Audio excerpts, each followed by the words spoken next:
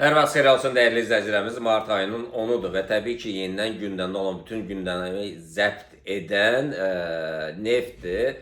Və neft bildiyiniz kimi biz keçən ayın 24-25-də neftin sürətlə qalxması haqqında proqnozları verdik. Təbii ki, bütün dünya deyirdi ki, qalxacaq, amma tarixi bəlli deyildi. Təbii ki, tarixi ilk öncə mən açıqladım və bu şənbə bazar baş verəcək hadisələrdən sonra neft 83, 93 və 120 dollar qalxması haqqında proqnoz verdi. Təbii ki, növbəti həftə 83, 93 və bu həftənin əvvəli isə 120 dollar oldu. Bundan sonra nələr olacaq? Təbii ki, əgər belə müharibə davam edərsə, neftin qiyməti 150, 180, 200, hətta 200-dən 220-yə qədər qalxa bilər. Təbii ki, baş verən hadisələr heç də xoşa gələn deyil. Yəni, tez bir zamanda hamı kimi biz də istəyirik ki, sülh olsun. Belə, inşallah olacaq. Neft dünən boşluqla 16 dollar qeplə yuxarıda açıldı və dünən biz 105.95-lərdən satış əməliyyatları incələdi və qepi boşluğu bağladı. Bugün nələr baş verəcək? Bugün yenidən qalxacaqmı yoxsa yox? Sadəcə olaraq 87-50-lərə kimi bir güclü bir dəstək xətti var.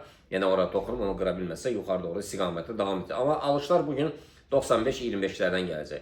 Keçək biz qızılda nələr baş verəcək? Yəni qızılda bugün səhər saatlarında biz siqnalları paylaşdıq. Yəni qızılda alış əməliyyatlarında 5100 Instagramda da biz müəyyən etmişdik bunları, səsləndirdik. Yəni siqnal kanalında siz də mümkün qədər WhatsApp nömrəmizə yazın və biz sizi Telegram siqnal kanalına, ödənişli Telegram siqnal kanalına əlavə edirik. Səhər saatlarında 5168-lərdən alış əməliyyatları gəldi, mükəmməl nəticə verdi. Gümüşdə də alış əməliyyatlarını icra elədi. Euro, dollar, funt dollarda alış əməliyyatlarını icra elədi. Bitcoin'də də alış əməliyyatlarını icra elədi.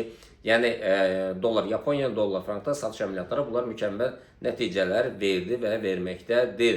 Bir çoxları da take profitdən hələ bağlanıb növbəti siqnalları biz günün ikinci yarısından sonra paylaşarıq. Qızılda nəzər çatdırım ki, güclü bir müqamət xətti var. Bu müqamət xətti 5206'lardır. Bu müqamət xətti əgər kəsərsə, bunun üstündə formalaşarsa, kəskin olaraq yenidən yuxarı doğru istiqamət davam edir. Amma bugün təhlükəli bir nöqtələr var. Ənbə nöqtələri, yəni bu da 5150'lərdən aşağı satış əməliyyatları, yəni 5130 və 5107'lərə, 5108'lərə qədər enməsi gözlənilir. Belə biz keçək Bitcoin'ə. Bitcoin səhər saatlarına artıq 70 minlərdən alışlar biz təyin etdik. 70.358'lərə kimi qalxdı. İndi hal-hazırda yenidən alışlar 5000, çox üzrə fikrimi qalıb qızılda, yenidən Bitcoin'də alışlar 70.400'dən gələcək.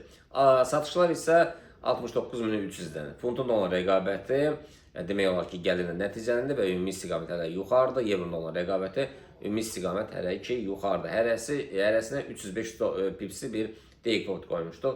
Yəni bunlar gözəl nəticələr hələ ki verməkdədir.